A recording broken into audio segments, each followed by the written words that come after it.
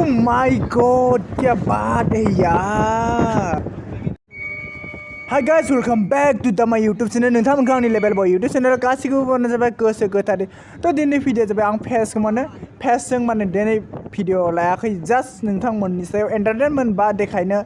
गावनि माने बहा थांगौ बहा नोंथांमोननो शेयार खालामनो फैदों आरोना थ' बिदिब्ला नोंथांमोना नायलांबाय थादो ना नोंथांमोन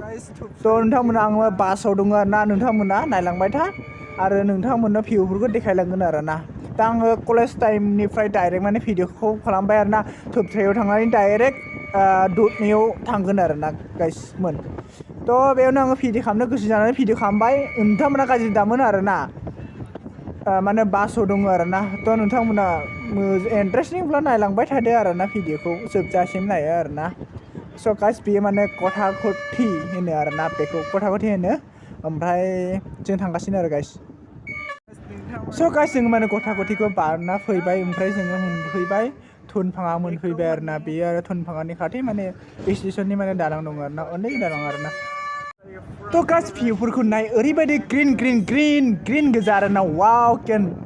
नेचारेल गाइसमोन थ' नोंथांमोन बे खाथियाव माने हटेल दङ आरोना नोंथांमोन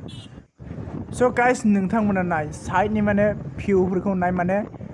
साल बिफां गोजा आरोना माने मेन गवालपारानि बेबायदि आरोना भिउआ ओरैबो माने बिफां ओरैबो बिफांल' गोजा आरोना साल दंफां बेफोरबायदि गोबां दङ आरोना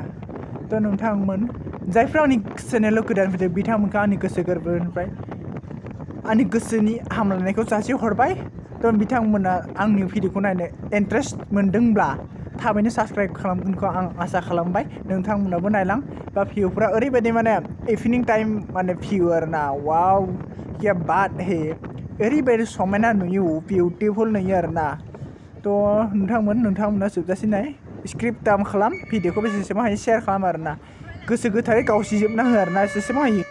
थ' गास ओरैबायदि स्पिड खारदों आरोना पुरा कारनि बराबर मजा नांगौ वाव ओरैबायदि माने बारा हाबफैयो आरोना आंनिथिं वाव ओरैबायदि नांदों आरोना बियो दैस्ला ना मा होनो बेखौ बे दालांखौ आंबो मोजां मोनथाय आरोना दैस्ला आरोना थ' ओ माय गॉड क्या बात है यार मान ओरैबायदि नांदोंना नांखानाय बायदि नांदों थाङा गाइस बेयाव रबिबार बाजार जायो आरोना थ' बिथिंबो दङ बाजार जायो ओमफ्राय जोङो कलेजनिफ्राय थांगासिनो आरो ओमफ्राय डाइरेक्ट दुधनियाव थांगोन आरोना छोटे दुधनि आरो गाइस देखो यार क्या नेचुरल ओ माय गॉड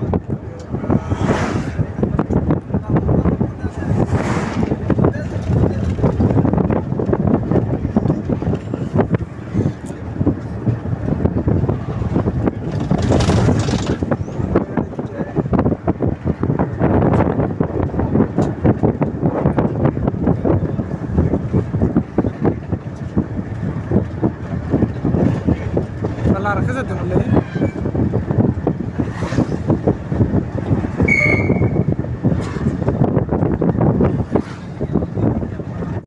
थ' गाइस माने दायो माने रुंजुलै मोनहैसै आरोना थ' साराफ्राखौ मोनहां जाबाय आरोना गाइसमोन थ' नै बेथिं थांगासिनो आरोना बे माने सालबारि गोजा आरोना नोंथांमोना नुखाबाय जानो हागौ स' माने सान्दुङा ओरैबायदि मोजां फैदोंना ओरैबायदि भिउआ मोजां नुदों वा ओरैबायदि मोजां नुदों बेथिं थांबा टिप्लाइ रड थाङो आरोना टिप्लाइ ओमफ्राय जोङो माने रंजुलि मोनसे साराफ्रा मोनबाय आरोना थ' नोंथांमोना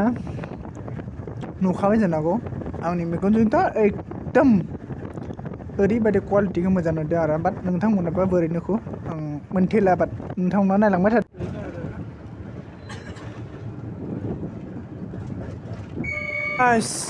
ओरैबायदि स्पिडना पुरा 50नि सायाव थांदों आरोना ओरैबायदि फेव खारदों आपनार फ्लाइट बायदि खारदों आरोना पुरा जेलायदों गाइसमोन नोंथांमोन ओरैबायदि स्पिड खारदोंना नोंथांमोन थ' नै बेथिं दङ लामाया माने एसे मोजां नङा आरो 4 लाइन नङा आरोना 2 लाइनसो लामाया ओमफ्राय बेयो डाइरेक्ट थांबाय आमजङा मोनखायदों आरोना गाइस आमजङा थ' नै थांगासिनो दुधनियाव नोंथांमोना नायलांबाय था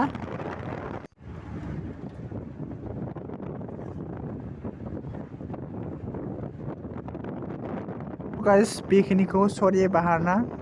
सरि मारि होनोमोन आं बाट मोजां मोनथाय आरोना थ' ओरैबायदि बोग्रि दंफां दङ आरोना इथिं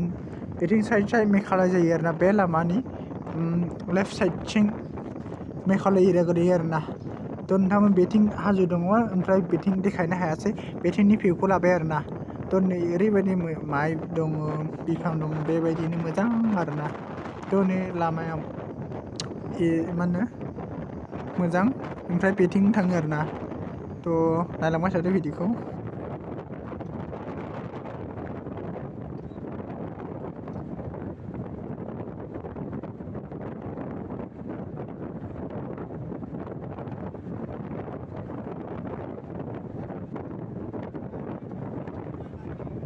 स' गाइस थाङै जोङो मानो बनबासि मोनहैबाय ओमफ्राय बेयाव दङ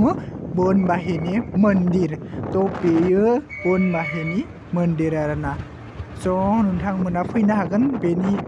पुजा जायो आरो थ' नोंथांमोना आं भिडिअ खालामगोन बेनि सायाव जेब्ला जायो बे समाव आं बानायगोन आरोना गाइस थ' नै बे दुधनायनि दालां नोंथांमोना देखायदोंमोन आङो ना बेयावनो मुर्ति फासायदोंमोन आरोना